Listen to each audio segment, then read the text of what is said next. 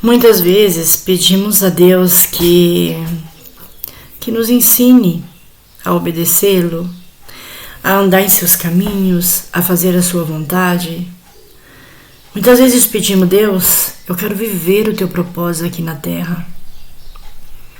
Mas, para isso, é preciso Deus nos ferir muitas vezes. Como assim? Nos ferir. Sabe o oleiro, quando pega aí o seu material para fazer um vaso, ele tá ali, todo aquele processo, até que aquele vaso fica bonito. Aquela peça que muitas vezes, antes de ser definida, a gente não sabia bem o que ia ser, mas depois de pronto, você vê aquele vaso maravilhoso. E assim somos nós. Vasos, mas vasos vazios, muitas vezes quebrado. E Deus é o nosso olheiro. E para nos refazer, dói muito. É como uma amizade. O verdadeiro amigo fere. Sim, ele fere. Ele diz as coisas na sua cara. E por detrás, ele te defende quando alguém fala mal de você. O verdadeiro amigo, ele fala na sua cara: olha, você tá comendo isso de novo? Ou olha o seu cabelo, não tá legal. Sua roupa tá manchada. O verdadeiro amigo, muitas vezes, empurra a gente para algo novo. Ai, levanta dessa cama, anda. Vamos buscar a vida. O mundo tá aí, vamos. Mas nós buscamos o quê? As amizades que tá aí, passando a mão na nossa cabeça, dizendo sim pra tudo. Essa não é a verdadeira amizade. A verdadeira amizade é essa que fere, que diz na sua cara o que tem que ser dito. Um exemplo, uma mãe, se for necessário, ela fere o filho, porque ela se preocupa com o filho. Se um filho tá aí na beira do caminho e vem um carro, e ela vê que o carro vai atropelar o filho, será que ela empurra o filho com toda a força para fora da calçada? Mesmo sabendo que ele vai ralar todo ou quebrar um braço? Será que ela empurra? Sim, não? A mãe vai empurrar. Eu empurraria. Por quê? Porque você não quer que seu filho vai ser atropelado por um carro. Você prefere ferir ele, empurrando ele fora da calçada, sabendo que ele vai se ralar todo. E depois você vai lá e cuida dele.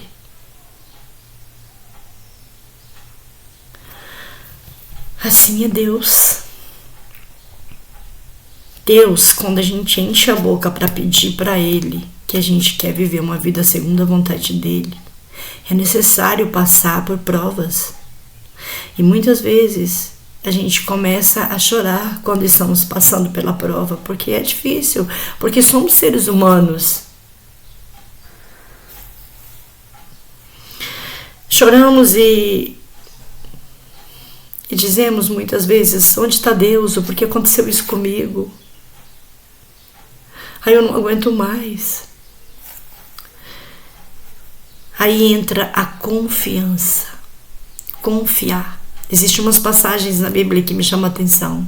Uma delas foi Abraão, quando Deus disse para ele: vai, sacrifica seu filho, Isaac, seu único filho. E ele obedeceu e foi. Porque ele confiou, ele sabia que Deus não ia permitir. A confiança dele era tamanha que ele sabia. Ele subiu o monte para o seu filho. E o filho perguntou: pai, onde está o sacrifício? Onde está o cordeiro? E ele disse para o filho: filho, Deus proverá. O cordeiro era seu próprio filho, era Isaac. Mas ele sabia que Deus proverá. Essa é a confiança.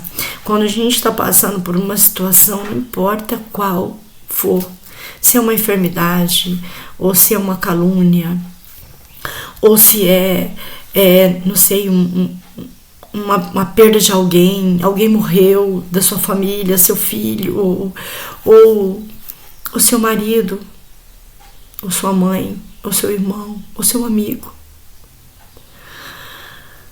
Saiba que Deus está com você. Ele está aí te ajudando e tratando das suas emoções. Se deixa ser cuidada por Deus, confia nele. Tem uma outra passagem também de Jó. Quando Jó estava aí, ferido, a Bíblia diz que ele estava sozinho. Se coçava com um caco de telha. Tamanha eram as chagas do corpo dele. Os filhos tinham morrido todos. Ele era um dos homens mais ricos, já não tinha mais riqueza nenhuma. E a sua mulher, que era para estar ali do lado dele, disse para ele: amaldiçoa esse teu Deus e morra. E ele respondeu para ela: se estamos prontos para receber o bom de Deus, e por que não estamos prontos para receber o mal também? Isso é confiar. Confiar em Deus. O verdadeiro amigo fere. Deus é o nosso amigo. Deus é aquele que nos cuida e Ele sabe o melhor para nós. Os caminhos dele são mais altos que os nossos. Os sonhos dele são maiores que os nossos sonhos. Esse mundo é uma passagem. A gente está aqui para aprender, para ser luz, para ser ponte. E a gente está sujeito a passar por situação difícil. Jesus disse: no mundo tereis aflições, pero tem bom ânimo, eu venci o mundo. Se vocês permanecerem em mim, vocês também irão vencer. E assim é. E saber que a luta vem para curar. Para curar e para nos ensinar, vamos sair mais forte. Eu falo isso por experiências de quantas coisas que eu já vivi. Quantas coisas. Quantas dificuldades. Vivi 26 anos num relacionamento. Me separei, me divorciei. Meu filho morreu. Meu pai morreu. Foi tudo assim, junto. Tudo junto. Foi muito difícil. Já fui vítima de calúnias, que dói demais. Ser injustiçada, ser caluniada por algo que você não fez. Mas sabemos que a nossa luta não é contra a carne nem contra o sangue, são contra potestades, são contra demônios. Então, vamos em tudo que vem contra nós, em todas as provas que estamos passando hoje, eu, você, vamos confiar em Deus, não é? Eu conheço a Deus, eu tenho fé, eu creio. Não, é confiar, é diferente de crer. Eu creio que Deus vai fazer isso. Aí quando vem a prova, a luta, a gente começa a chorar, espernear, ai meu Deus, o que aconteceu e agora não tem saída. É não confiar. Tem uma passagem da Bíblia que eu vou ler, que está lá em Daniel, que também é muito importante, e é uma passagem de 3 homens admiráveis, que confiou em Deus plenamente. Era na época do rei Nabucodonosor. Esse rei fez uma estátua de ouro, e ele convocou todos os homens importantes dali, os juízes, os reis, para adorarem, prostrarem diante da estátua.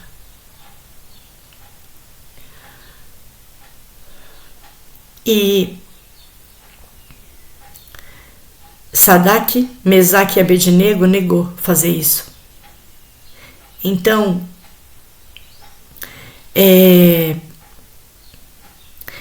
Nabucodonosor, com ira e furor, mandou trazer Sadraque, Mesaque e Abednego, e trouxeram esses homens perante o rei.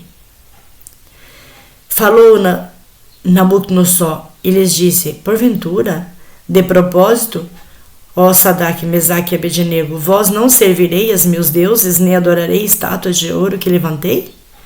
Agora, pois, se estáis prontos, quando ouvides o som da buzina, do pífaro, da citara e da harpa, do salteiro, da gaita, de fole e de toda sorte de música, para vós prostrardes e adorardes a estátua que fiz. Bom, e mais, se não adorardes, sereis lançado na mesma hora dentro da fornalha de fogo ardente. E quem é o Deus que vos poderá livrar das minhas mãos? Olha o que ele disse. Quem é o Deus que pode livrar-nos das minhas mãos? Então ele não tinha saída. Imagina, quando a gente lê, estamos lendo, agora vai viver essa situação. Eu e você muitas vezes choramos, esperneamos, nos desesperamos por situações que levantam em nossas vidas. E diante dessa situação, ou você prostra e adora a esse Deus, ou você vai ser jogado dentro da fornalha quente, você e seus 2 amigos, e não vai ter nenhum Deus que vai te livrar. Imagina você escutar isso. Mas olha esses homens. Respondeu Sadraque, Mesaque e Abednego: nego. Disseram ao rei Nabucodonosor: não necessitamos de te responder sobre esse assunto. Se assim for, que o nosso Deus, a quem nós servimos, nos pode livrar da fornalha de fogo ardente e também das tuas mãos, ele há de nos livrar. Mas se não, fica sabendo, ó rei, que não serviremos a teus deuses e nem adoraremos a estátua de ouro que levantaste. Então Nabucodonosor se encheu de furor e mudou o semblante, e seu aspecto mudou, e contra Sadraque, Mesaque e Abednego negou e respondeu e ordenou que a fornalha se aqueça 7 vezes mais do que se acostumava aquecer. Tanto ódio entrou dentro do coração daquele rei que ele mandou pôr 7 vezes mais fogo dentro da fornalha, e para que aquecesse 7 vezes mais, e ordenou aos homens mais fortes que estavam no seu exército que atasse Sadraque, Mesaque e Abednego para os lançar na fornalha de fogo ardente. Então esses homens foram atados com as suas capas, seus calções e seus chapéus e suas vestes, e foram lançados dentro da fornalha de fogo ardente. E porque a palavra do rei era urgente e a fornalha estava sobremaneira quente, a chama do fogo matou aqueles homens que levantaram Sadraque. Olha só, era tão quente que os homens que ataram Sadraque e Abednego se queimaram. Eles morreram queimados.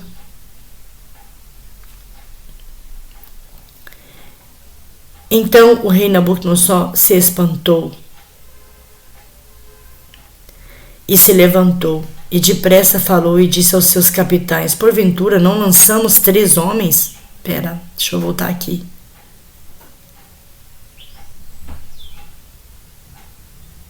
Tá. E esses 3 homens, Sadraque, Mesaque e Abednego, caíram atados dentro da fornalha de fogo ardente. 3 homens, que foram os 3. Então o rei Nabucodonosor se espantou e se levantou depressa e falou e disse aos seus capitães: porventura não lançaram 3 homens atados dentro do fogo? E responderam e disseram ao rei: verdade. E o rei respondeu e disse: eis que eu vejo 4 homens soltos que andam passeando dentro do fogo sem nenhuma lesão, e o aspecto do quarto é semelhante ao filho dos deuses. Que maravilhoso, não?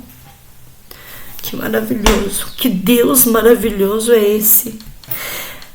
Então se chegou Nabucodonosor à porta da fornalha de fogo ardente e falou e disse: Sadraque, Mesaque e Abednego, servos de Deus Altíssimo, sai e vide. Então Sadraque, Mesaque e Abednego negou sair do meio do fogo, e ajuntaram-se os satrapas, os prefeitos e os presidentes e os capitães do rei do rei e complementando esses homens, como o fogo não tinha poder algum sobre os seus corpos, nem um só cabelo de sua cabeça tinha sido queimado, nem as suas capas se danificaram, nem cheiro de fogo tinha passado sobre eles. Imagina, a fumaça ela entra dentro do nosso cabelo, dentro onde tem fumaça, a gente fica com o cabelo, imagina eles, nem cheiro de fumaça tinha. Que interessante, né? Mesaque e Abednego, que enviou seu anjo e livrou seus servos que confiaram nele, pois violaram a palavra do rei, entregaram seus corpos para que não servissem nem adorassem algum outro Deus, senão o Deus. Por mim, pois, se fez um decreto que todo o povo, nação e língua que disser blasfêmia contra o Deus de Sadraque, Mesaque e Abednego seja despedaçado, a sua casa seja feita um monturo, porquanto não há dentro Deus que possa livrar como este. Isso é a verdadeira confiança em Deus. Confiar, mesmo que está doendo, mesmo que você não está aguentando, mesmo que seja insuportável, que seja injustiçado, ou que você esteja sofrendo muito. Saiba que Deus está trabalhando. Deus tem um propósito em tudo isso.